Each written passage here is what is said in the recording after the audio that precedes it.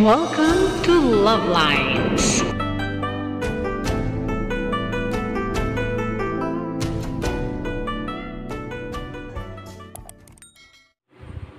Coco Mama, dahil may gata, mayroong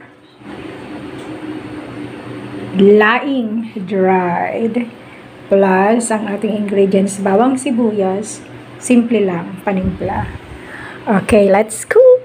Lagyan na natin yung ating mga ingredients, pero ang ilalagay ko dito yung Coco Mama, konti lang na Coco Mama, bawang sibuyas sa kagata. Tapos, lalagyan ng tubig. Then, afterwards, saka ko ilalagay ng buo. Tubig muna ang pakuluin natin, no? Dagdagan ko pa yan ng konti. Yan.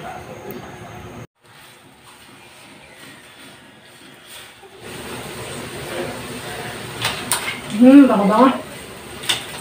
Ayan, kulo ng. And then, lagay na tong sahog para matunaw. 4 cubes. Tapos, magic para matunaw na din.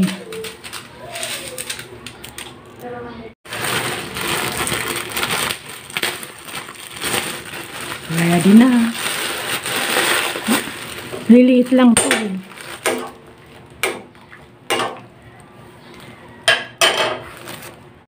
Siguro natunaw na yung 4 cube. Pwede na ilagay yung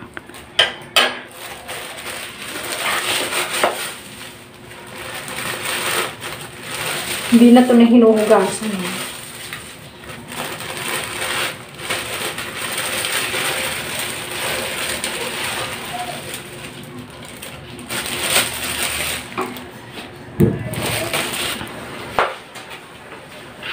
Tapos, takpan.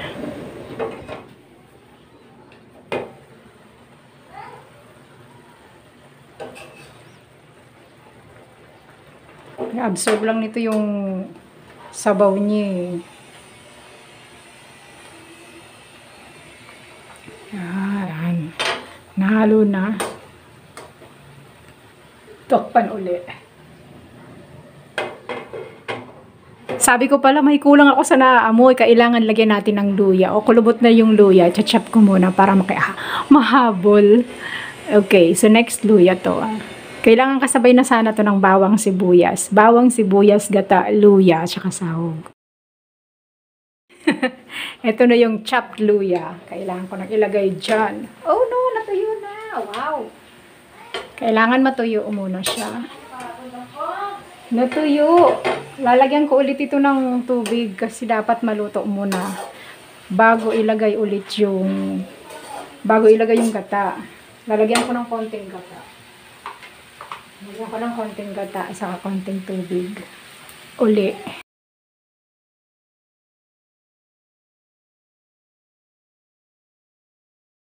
Paminta. Ayun. Takpan natin ulit. Banguhin na natin. Lagyan ko na ng konting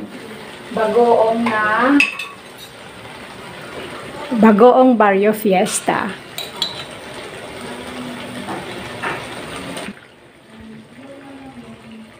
Ayan. Hanggang matutong siya ng konti.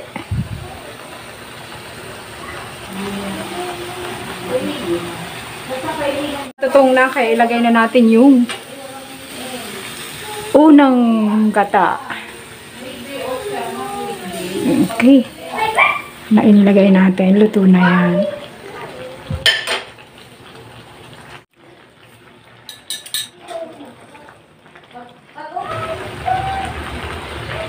Titimplahan na lang mamaya nung sili. Hindi ko to nilagyan ng sili kasi may super anghang ako dyan na sili.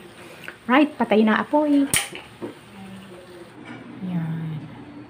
Laing with my toppings na yung ginataang sili with bagoong. So that's all for now. Thank you so much for watching.